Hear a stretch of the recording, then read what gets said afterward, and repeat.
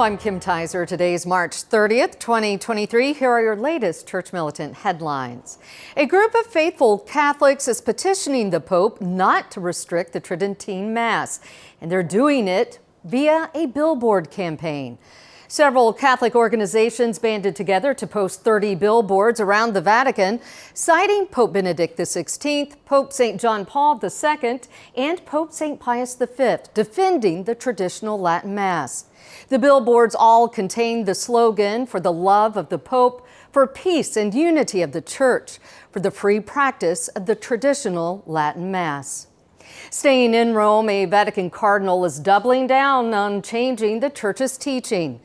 Papal ally Cardinal Jean-Claude Hollerich recently promoted changing the Church's teachings on both female ordinations to the priesthood and on homosexuality.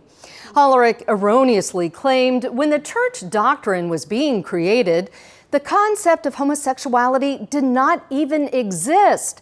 Homosexuality is a new word. Even in St. Paul's time, people had no idea that there could be men and women attracted to the same sex. Had he not read the Bible?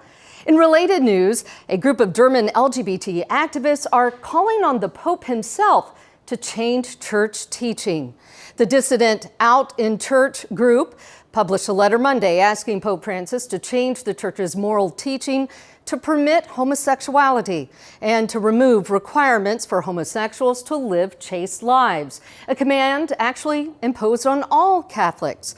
The letter was initially sent to the Vatican in September, but since the group has had no response, the letter has been made public.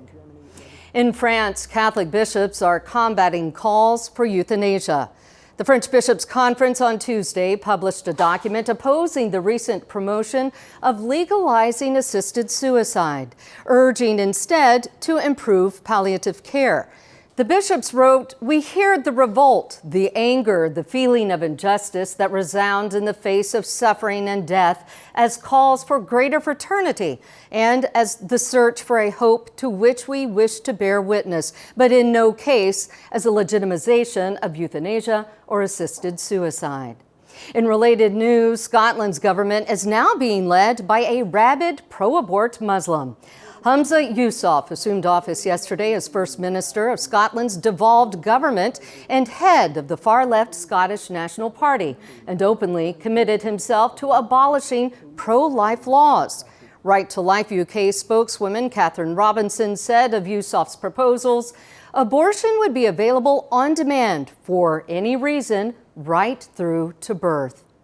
And in Ireland, government officials are pushing to loosen abortion laws and expand the murder of the unborn.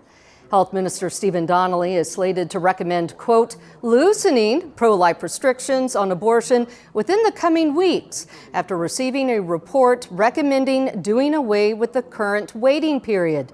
Currently, Ireland requires a 3-day waiting period before a woman can abort her unborn baby. Donnelly and his staff are preparing to abolish that policy. I'm Kim Tizer. Those are your Church Militant headlines. Please watch the Vortex today, where Michael explains the danger of being a half-hearted Catholic. God bless you.